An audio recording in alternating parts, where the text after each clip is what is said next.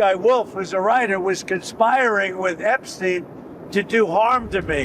Jeffrey অ্যাপস্টনের নাম দীর্ঘদিন ধরে বিশ্বজুড়ে পরিচিত একজন কুখ্যাত যৌন অপরাধী হিসেবে। তবে সম্প্রতি সময়ে প্রকাশিত নথিপত্র, ইমেল ও সাক্ষ্য সামনে এনে দিয়েছে আরও গভীর ও অস্বস্তিকর এক বাস্তবতা।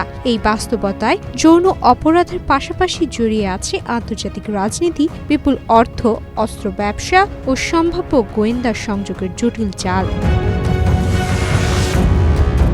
2019 সালে নিউ ইয়র্কের একটি কারাগারে বিচার শুরুর আগেই রহস্যজনকভাবে মারা যান অ্যাপস্টন। স্যান্ডেলিনা সো, রূপচর্চায় আভিজাত্য। তার মৃত্যুর পর প্রকাশিত বিভিন্ন নথিতে দেখা যায় তিনি আন্তর্জাতিক রাজনীতির একাধিক সংবেদনশীল বিষয়ে আগাম তথ্য জানতেন বলে দাবি করছেন।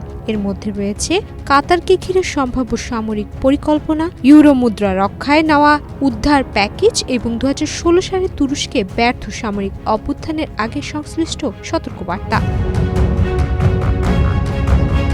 এই তথ্যগুলো নতুন করে প্রশ্ন তুলেছে অ্যাপস্টনের সঙ্গে কি যুক্তরাষ্ট্রের CIA, ইসরায়েলের মোসাদ কিংবা ব্রিটেনের MI6 এর কোনো প্রত্যক্ষ বা পরোক্ষ সম্পর্ক ছিল।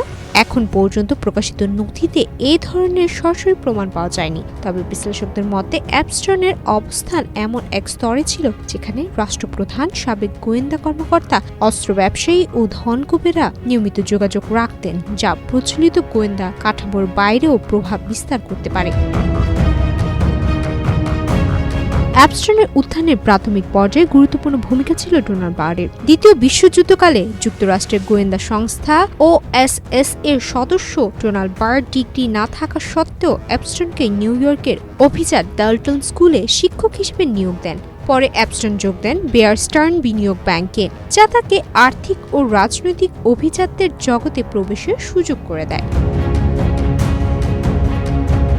1980 এর দশকে ব্রিটিশ অস্ত্র ব্যবসায়ী ডগালস লিসের মাধ্যমে অ্যাপস্টনের পরিচয় হয় ইসরায়েলি মিডিয়া সম্রাট রবার্ট ম্যাক্সওয়েল এবং সৌদি অস্ত্র ব্যবসায়ী আদনান খাশোগির সঙ্গে। এ সময় আলোচিত ইরান কন্ট্রা কেলেঙ্কারির ঘটনা ঘটে, যেখানে যুক্তরাষ্ট্র গোপনে ইরানের কাছে অস্ত্র বিক্রি করে এবং সেই অর্থ মধ্য আমেরিকার বিদ্রোহী গোষ্ঠীগুলোর পেছনে ব্যয় করে। ইসরায়েল এই লেনদেনের গুরুত্বপূর্ণ মধ্যস্থতাকারীর ভূমিকা পালন করে বলে বিভিন্ন তদন্তে উঠে এসেছে। অ্যাপস্টনের দীর্ঘদিনের সঙ্গিনী গিসলান ম্যাকওয়েল ছিলেন রবার্ট ম্যাকওয়েলের কন্যা। রবার্ট ম্যাকওয়েল ছিলেন ব্রিটিশ সেনাবাহিনীর সাবেক গোয়েন্দা কর্মকর্তা এবং মোসাদ ও MI6 ও KGBর সঙ্গে তার যোগাযোগের অভিযোগ বহুদিনের। 1991 সালে তার রহস্যজনক মৃত্যুর পর অ্যাপস্টনের আন্তর্জাতিক নেটওয়ার্ক আরও বিস্তৃত হয় বলে মনে করা হয়। অ্যাপস্টনের জীবনের আরেক গুরুত্বপূর্ণ চরিত্র ছিলেন মার্কিন ধনকুবের লেস ওয়েলসকনার। ভিক্টোরিয়াস সিক্রেট সহ একাধিক বড় ব্র্যান্ডের মালিক এই ব্যবসায়ীর বিপুল সম্পদের নিয়ন্ত্রণ দীর্ঘদিন অ্যাপস্টনের হাতে ছিল।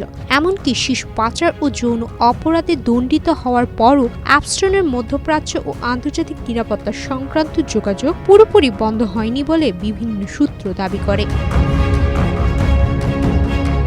বিশ্লেষকদের মতে অ্যাপস্টন কেবল একজন অপরাধী ছিলেন না, বরং তিনি এমন এক অস্বচ্ছ ক্ষমতাবান নেটওয়ার্কের অংশ ছিলেন যেখানে অপরাধ, রাজনীতি ও গোয়েন্দা স্বার্থ একে অন্যের সঙ্গে মিলিত হয়েছে।